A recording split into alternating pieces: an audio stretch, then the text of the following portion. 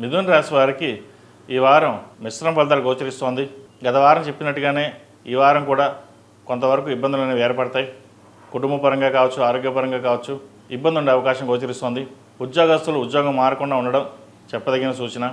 ఉన్న ఉద్యోగంలోనే కంటిన్యూ చేయడం. ఏదైనా మంచి అవకాశాలు వస్తే ఆగస్టు తర్వాత ప్రయత్నాలు చేయండి, మంచి ఫలితాలు ఉంటాయి. భూ సంబంధించిన విషయ వ్యవహారాలు బాగున్నాయి.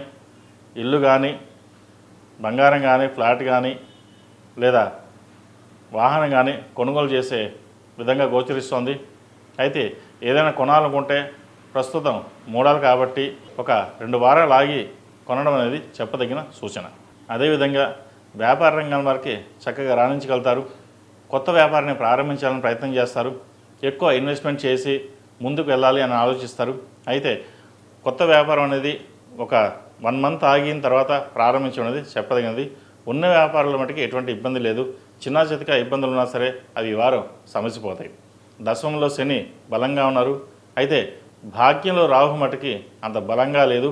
మనం అదృష్టం చేదాకా వచ్చి చేజారిపోతుంది. ఉద్యోగం వచ్చిందనుకుంటాం, చేజారిపోవడం. మంచి ఆర్డర్ వచ్చింది, చేజారిపోవడం అటువంటి జరుగుతుంటాయి. భాగ్యంలో రాహు అంత బలంగా లేడు కాబట్టి ఉన్నది లేనట్టుగాను, లేనిది ఉన్నట్టుగాను అనిపిస్తుంది. కాబట్టి ఇటువంటి విషయంలో ఎటువంటి ఆలోచనలు పెట్టుకోకుండా వాస్తవాన్ని గ్రహించి ముందుకు వెళ్ళడం అనేది చెప్పదగినది. తద్వారా మంచి ఫలితాలు ఉంటాయి.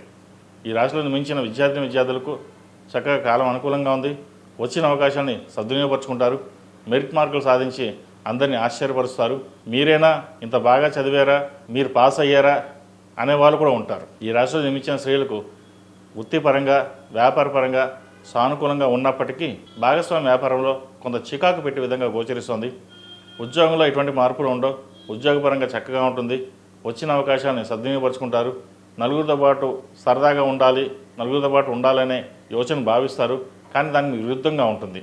ఎందుకంటే ఎక్కువ మంది మిమ్మల్ని కలవరు, మీరు ఎక్కువ మాట్లాడరని లేదంటే లిమిటెడ్గా ఉంటారని చెప్పేసి వాళ్ళు మీతో కలవకపోవడం అనేది జరుగుతుంటుంది. ఈ రాశి వారు ముఖ్యంగా దక్షిణామూర్తి రూపు ధరించడం, దక్షిణామూర్తి అష్టోత్తరం కానీ దక్షిణామూర్తి స్తోత్రాన్ని పఠించడం చెప్పదగిన సూచన. ఈ రాశివారు ప్రతిరోజు ప్రతినిత్యం అమ్మవారికి కుబేర కుంకుమతో కావచ్చు లేదా ఆరవెల కుంకుమతో పూజించండి, మంచి ఫలితాలు సంప్రాప్తిస్తాయి.